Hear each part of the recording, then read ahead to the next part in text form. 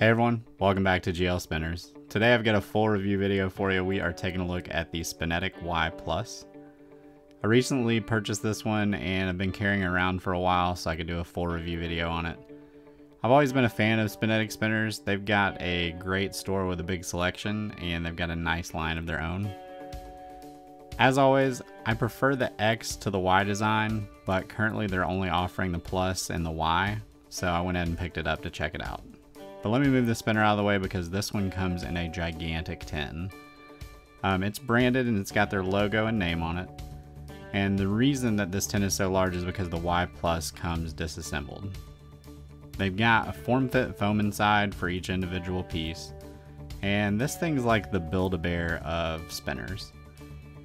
May or may not be a good thing, but you can pick your own frame, button, and weight finish, and you can even decide on which bearing version you want. They also include an Allen wrench, which is useful because that's needed to install the weights in the arms. And they also include an extra set of set screws. These actually hold the weights in the frame, so if you lose one, you've got some extras. You can see in the baggie here, there's also these little plastic pieces. They're probably meant to be able to fit on top of the set screws to hide them on the frame, but I couldn't get them to work. If they're not for that, someone comment down below and let me know if I'm completely wrong. But let's take a look at the spinner itself. There are probably 1,000 combinations for this spinner, but as you can see, I went basic. I got the black frame. I also went with the gunmetal weights and buttons. And you can see it's the standard Y tri-arm design. But it's not an exact copy of the standard Y. The arms are a little bit longer and it weighs in at 67 grams. From end to end, it's going to measure in a little bit bigger as well at 2 3/8 of an inch. But the first item to point out on this new design is the edges. Spinetic finally rounded them off. They're not rough or sharp and they feel really smooth. The corners on the weights still have a little bit of a point to them, but where your fingers actually hit on the frame is a great improvement to the original design. So let's move on to the spin. Like I said, you do notice it's a little bit larger, but the spin is still really well balanced and smooth. And the machining and the finish on this one is done pretty well. It might just be a mental thing as the original X and Y were some of my first spinners, but the size throws me off a little bit. It's still very fidgetable.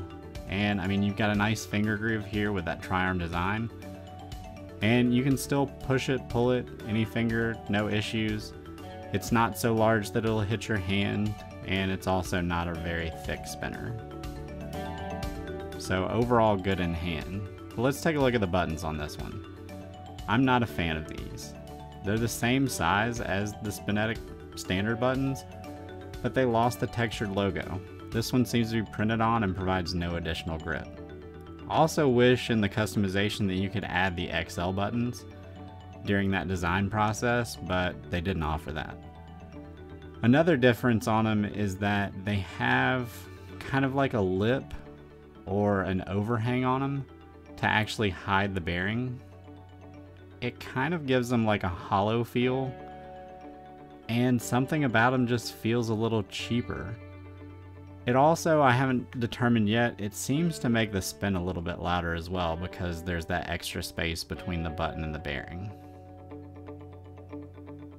But you've got our standard bearing option in here. We've got the threaded bearing lock, and on this one I actually opted for the hybrid bearing on mine.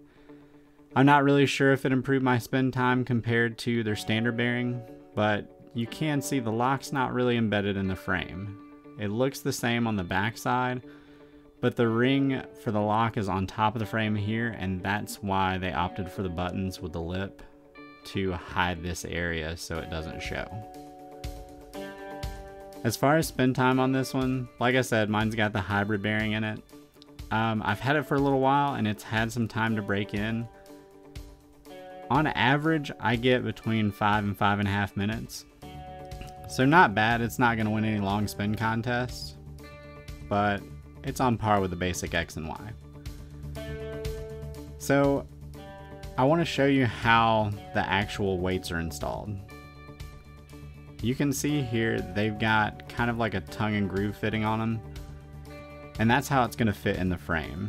You actually put this in place and slide the weight towards the end of the arm, and then you can tighten the set screw, which makes contact on the side here. That's going to hold it in place. And here's the arm of the frame, and you can see this little groove here where the weight actually slides into place. But let me go ahead and show you. You can see it fits in pretty easy, and then you simply push it up against the end of the arm. You do want to make sure this bottom piece here is flush to the frame. And go ahead and hold it on the back side because you do need to install them at the same time. But this one goes in the same way. And once you've got them both held in place and flush, you simply just tighten that set screw, and that's going to keep it in place while spinning. So it's pretty easy, but the thing about it is you may only ever do it once. A big selling point on this spinner is that it's customizable and a modular design.